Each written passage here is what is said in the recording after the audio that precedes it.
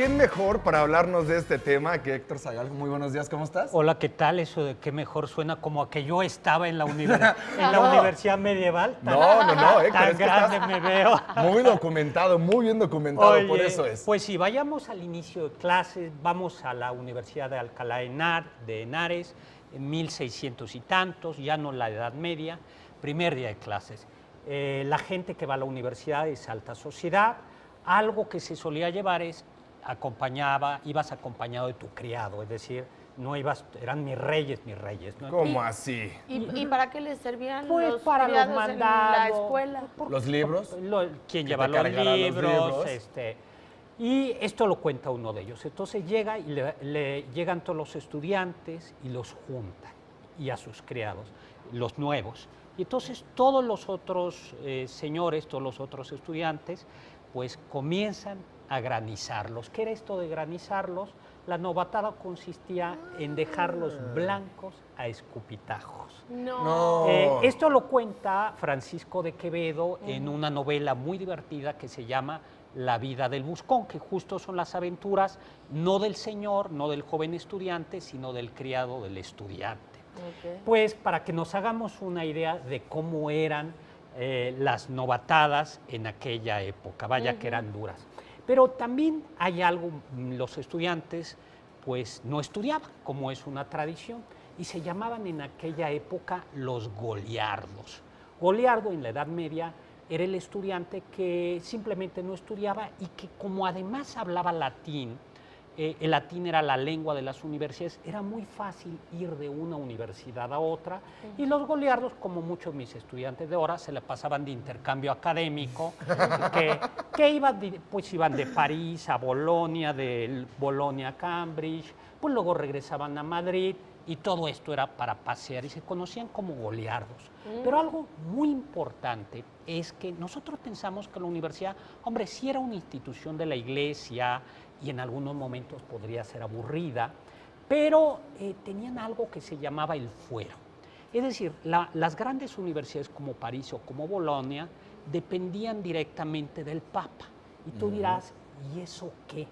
Bueno, el Papa tenía un representante que era el canciller, pero como el estudiante dependía del Papa, tenía fuero eclesiástico sin las obligaciones del clero. No, ¿Qué bueno. quiere decir esto?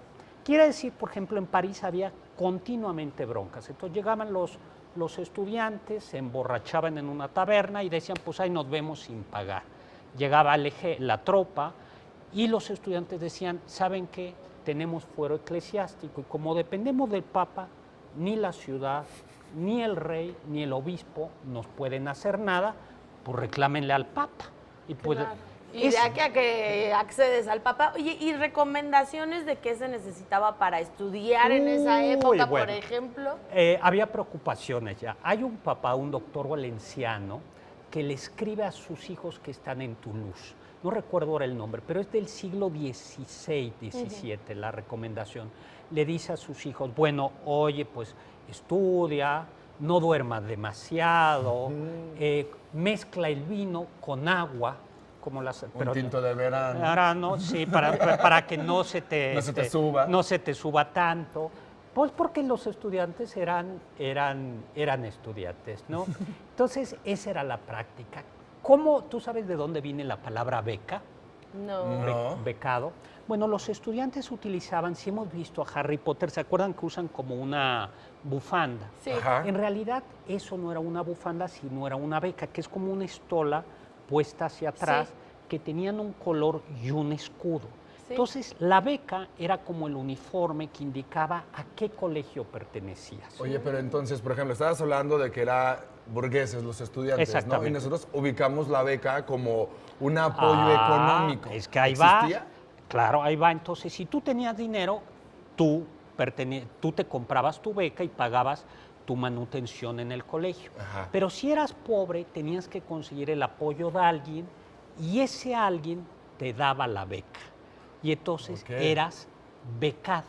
Por eso hoy por hoy, becado o becario quiere decir que alguien te está Pagando la escuela. pagando la beca. Wow. Oye, ¿y cuáles eran las carreras que se estudiaban más en esa época? Bueno, en realidad eran pocas, que eran medicina, derecho canónico, que era muy importante porque la iglesia era muy poderosa, derecho romano, derecho civil, y se estudiaba teología, que era esta, vamos a decirlo, era la de menos ambiente porque ahí iban los sacerdotes. Claro, la de menos ambiente. Y todo el mundo tenía que estudiar el bachillerato en artes, que era, claro, un chavo que entraba a la universidad era como de 13 años, como hoy 14 que estudia el bachillerato en artes, donde estudiabas el tronco común, que era retórica, lógica, dialéctica, música, aritmética y geometría. Pero eran unos niños, ¿no? A los 13, 14 años para Pues, empezar la universidad. Es que esto todavía lo conserva muy bonito la UNAM, porque tú entras al bachillerato de la UNAM y estás en cuarto, quinto, sexto,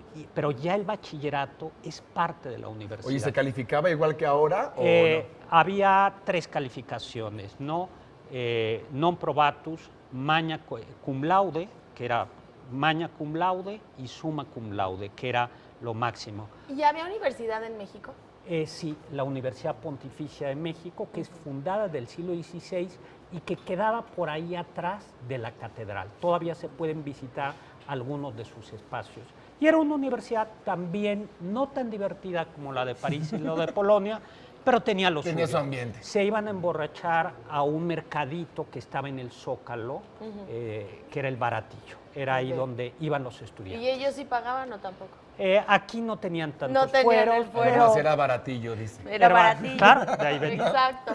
Oye, pues muchísimas gracias, encantado. Héctor Zagal. Feliz por todo inicio de tiempo. clases. Exacto, feliz inicio de clases. Hay que tener cuidado con esas recomendaciones del pasado de los Así padres, es. ¿verdad? Profesor investigador de la Facultad de Filosofía de la Universidad Panamericana, gracias por acompañarnos y por darnos, pues, toda esta parte de siglos atrás, en donde, por supuesto, también se estudiaba. Y es que regresar a la escuela a veces es un alivio y a veces es una tortura, ¿no es así, Cintia?